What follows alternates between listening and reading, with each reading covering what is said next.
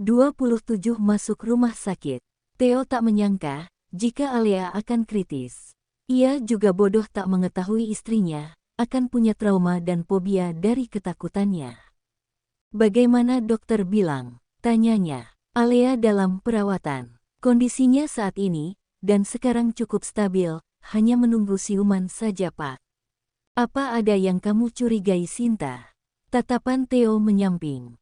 Sedikit bingung, lalu mencoba berpikir banyak untuk menemukan jawaban yang tepat. Belum, ponsel Alea juga hilang. Saya tidak bisa mengeceknya. Theo mengepal jari, ia mencoba berbalik badan dan memejamkan mata. Sekedar menahan tangisan amarah yang ingin tumpah. Mengetahui hal itu, Sinta mendapat lirikan dari Erik. Hingga di mana Sinta pamit dan mengekor oleh Erik yang menunggu di luar. Sehingga dalam ruangan itu hanya ada Alea dan Theo. Alea, maaf jika beberapa hari aku tak bisa mendampingimu. Sadarlah, aku janji tidak akan pergi meninggalkanmu sendirian. Apa kamu mendengarku saat ini? Jangan salah sangka, kita ditakdirkan bersama, hanya saja aku terlambat. Andai kamu juga bisa paham, tidak mudah bagiku mencintaimu, tapi keterlibatan keluarga kita di masa lalu, yang keruh. Meski aku sadar, perlahan kamu akan tahu kebenarannya itu pasti, batin. Theo mengirim beberapa nomor intel. Ia ingin mencari dengan bukti yang konkret, sehingga ia bisa membalaskan siapa yang tega melakukannya pada istrinya. Tanpa sadar, Theo menatap jari manis Alea bergerak. Perlahan ia menatap pergerakan itu, lalu menatap wajah Alea yang sedikit membuka mata. Bibirnya bergetar sedikit membuka, sehingga Theo memencet tombol agar suster dan dokter kembali mengeceknya. Hingga beberapa saat kemudian, dokter datang dan mengecek detak jantung, nadi dan mata penglihatan ditempelkan alat sinar cahaya senter. Selama berpuluh menit, Alea dalam pemeriksaan. Begitupun Theo masih setia mendampingi, meski ia menahan nyeri di tubuhnya tak bisa berdiri terlalu lama. Syukurlah. Keadaan pasien telah membaik, tetapi saya harap untuk tidak membuat pertanyaan yang berat, seperti kejadian yang menimpanya. Biarkan pasien yang mengatakannya dengan kondisi zona nyaman. Baik, terima kasih ya dok. Wajah yang pucat, Alea menatap seluruh langit, hingga di mana ia mendapati wajah pria yang setia selalu baik padanya. Meski pandangan sedikit kabur, Alea tahu dengan suara serak pria. Ia paham siapa pemiliknya. Mas Theo, aku kenapa? Syukurlah, kamu udah sadar, kamu hanya pingsan Alea. Bagaimana sekarang? Masih sakit?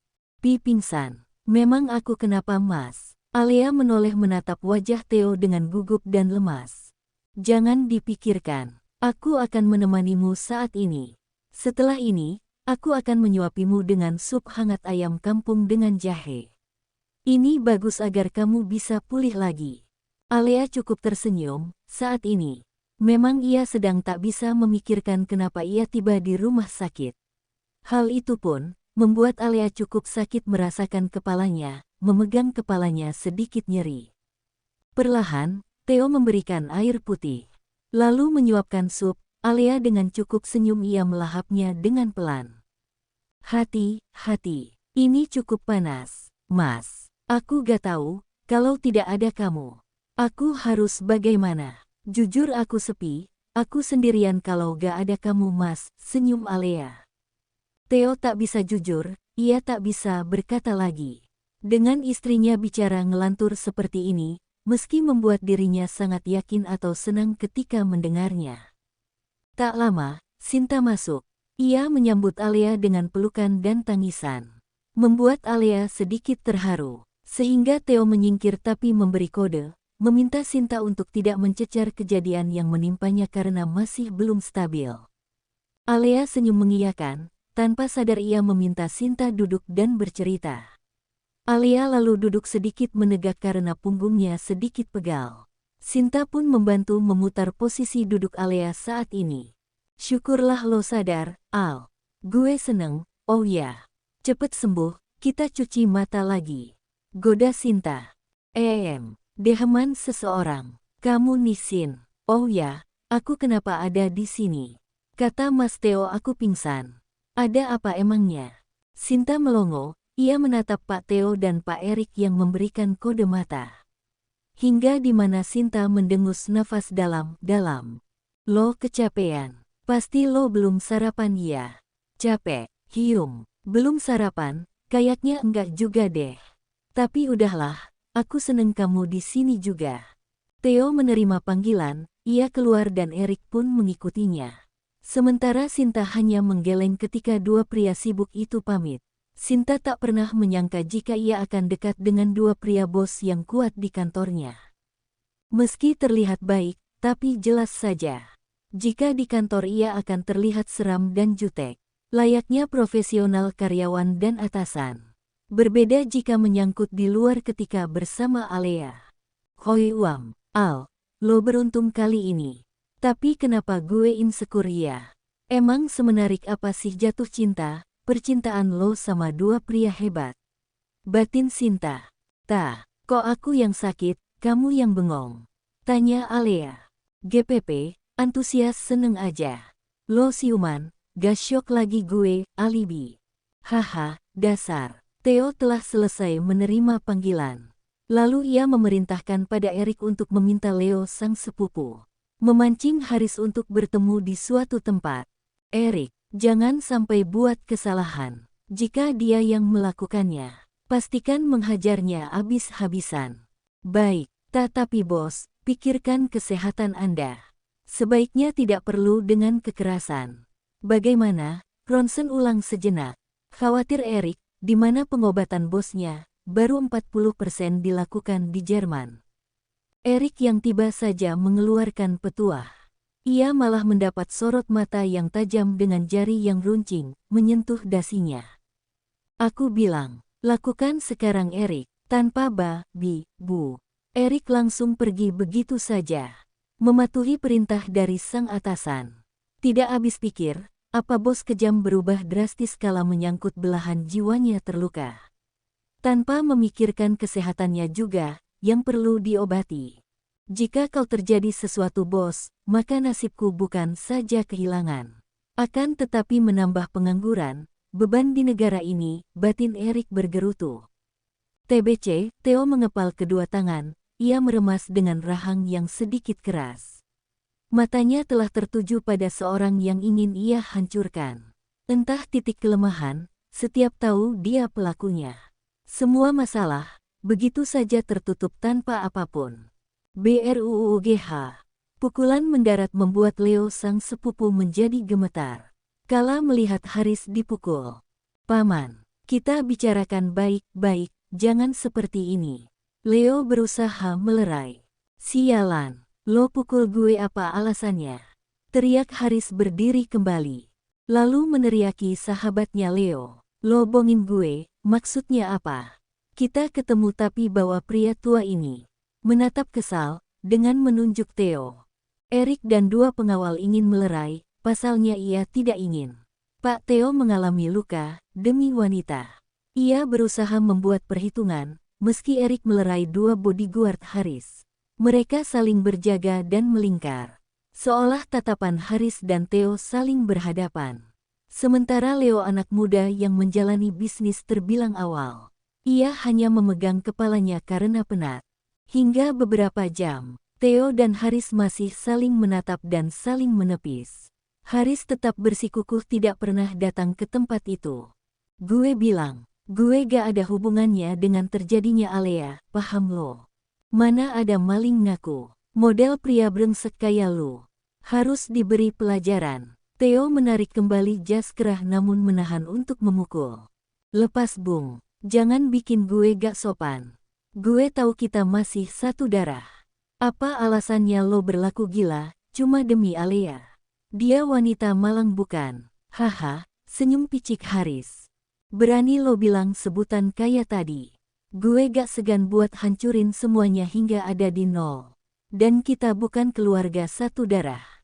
Hahaha, seriuskah? Coba aja. Lagi pula, sia-sia. Udah ada buktinya bung. Ungkap Haris menertawakan Theo dan mengelilingi tubuhnya. Theo menderu nafas. Ia berharap, menemukan titik di mana dirinya akan hancurkan Haris sampai berada di titik bawah. Gue pastiin bakal bikin lo hancur. Satu hal, lo berani sentuh dan nemuin Alea. Gue orang yang maju buat bunuh lo. Haris, ketus Theo. Hingga di mana ia pergi ketika Erik mempersilahkannya. Lalu dengan kilat melewati sang pemilik klub baru dengan wajah kebingungan. Panas dingin, ia menatap ruangan VIP sudah hancur lebur. BRAAGH. Erik MELETAKkan segepok uang dan kartu nama. Ini ganti rugi hari ini, jika kurang hubungi. Erik mengetuk-ketuk kartu nama di atas uang yang berwarna dengan senyum miring. Asteris. Rumah sakit. Alea yang telah membaik. Ia ingin sekali pulang, hingga di mana. Dokter mengecek keseluruhan kondisi Alea kala itu. Sinta yang menemani cukup senang, ia happy pasalnya Alea telah membaik.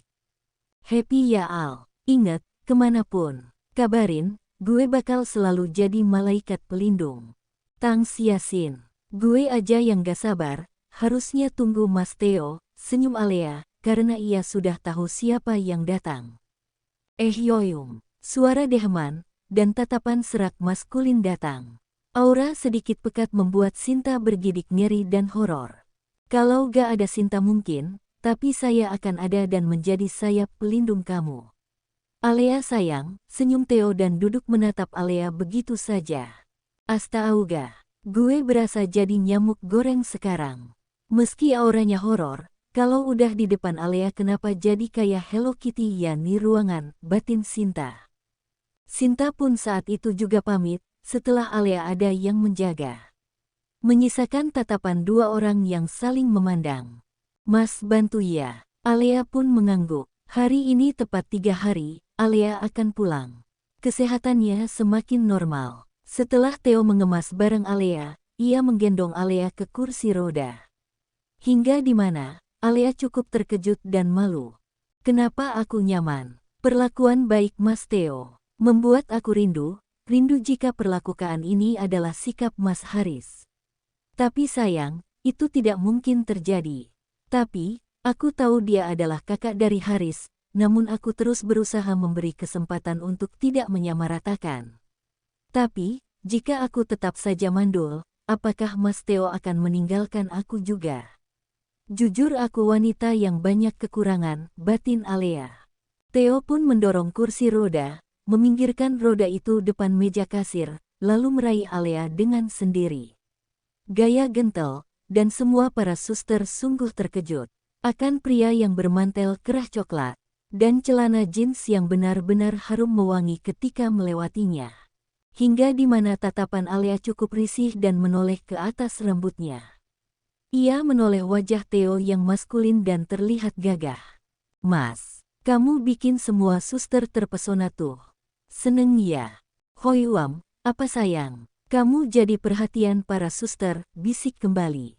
Coba katakan lagi. Aku gak denger. Senyum goda. Mas, kamu bikin aku malu deh. Ya udah kalau gak mau jawab juga, nada kesal Alea, wajahnya ia sumputkan kala di belakangnya Erik membawa tas dan barang-barang Alea. Sementara Theo, malah membawanya bukan dengan kursi roda, melainkan ala bride style di rumah sakit menuju lobi. Setelah di dalam mobil, Alea terpana kala suaminya itu ikut masuk. Ia menatap bidang tubuh yang tebal sekitar 5 cm, perban dengan sedikit noda merah di bagian depan bidak lebar itu. Mas, boleh aku lihat? Kamu kenapa? Terhenti tangan Alea, saat tangannya ingin meraih kemeja miring terlihat perban, tapi ditepis tahan oleh tangan Theo, cukup senyum dan ia merapikan kemejanya yang hampir miring. Kau lihat apa Erik? Cepatlah jalan. Serak tajam mata bagai pisau, kala Theo menoleh.